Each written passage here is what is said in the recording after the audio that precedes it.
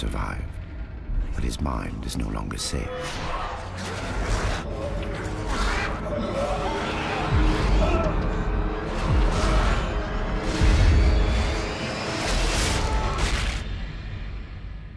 For the marker changes all. Dead Space was an amazing addition to the horror genre. It could be considered the epitome of Resident Evil in space. Sadly, it didn't receive much attention to the mainstream and quickly became a cult classic. Dead Space looks to draw in more gamers with a more talkative main character and the addition of multiplayer combat. Will this be the horror game of 2011, or will it just be a lukewarm addition?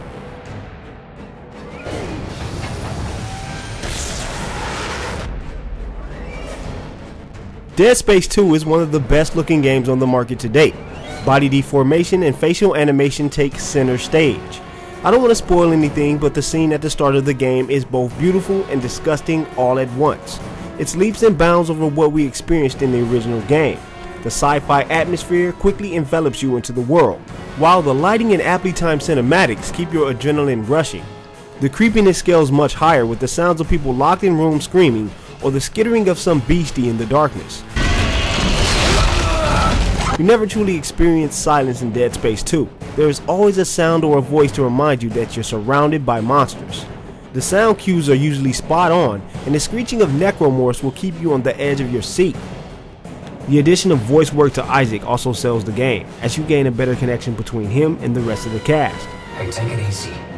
It's okay. No, it's not. You can now hear his pain and frustration while fighting off necromorphs, and the compassion in his voice when he's speaking with other characters. It's much better than his blank stare in the original game. Controlling Isaac is so much easier in Dead Space 2. That's not saying that the original had bad controls, but there were particular areas where things could have been improved. Luckily in Dead Space 2, the animations have been fine-tuned, and Isaac seems to have become a more agile fighter. His fluidity has increased when he turns and aims his weapon, and his animations for melee stomping have been sped up. In the previous game, it took entirely too long to melee or turn around before getting attacked. This is certainly not the case in Dead Space 2. In addition, the whole game seems to have been switched into overdrive. I haven't been surprised by many games since I played the very first Resident Evil. In general, Dead Space isn't going to try to hold your hand through the game. It doesn't care if you live or die at all, and it is apparent from the first time you put your hands on the controller. You will die a lot from things you probably didn't expect to happen, and in the back of your mind you'll just say, wow.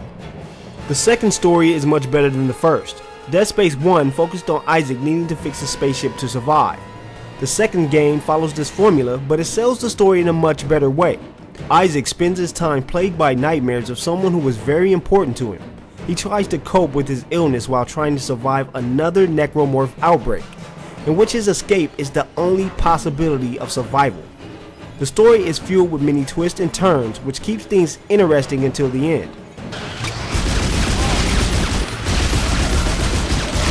Multiplayer is a cool addition, but it doesn't seem necessary.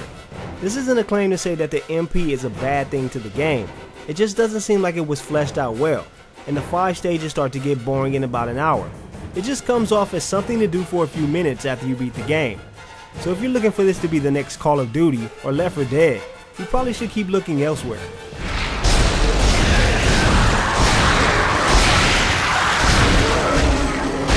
Necromorph tactics can sometimes come off as a bit cheap.